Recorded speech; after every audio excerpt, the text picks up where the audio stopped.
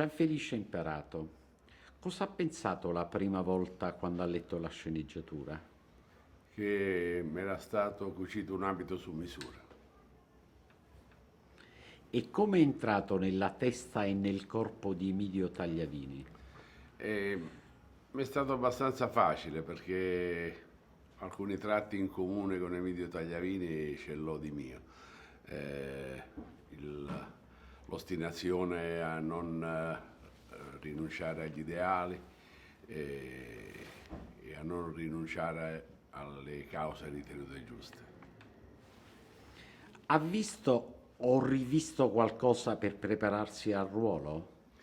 No, perché nel film Viviana ha raccontato in modo molto preciso, puntuale, questo parallelo tra il crollo del mito cubano e il crollo quasi contemporaneo dell'ideale italiano, del vecchio PC. E sono periodi che io, ahimè, ricordo benissimo per averli vissuti. I sogni hanno ancora una valenza? Certo, certo, è uno dei più bei sogni è il cinema.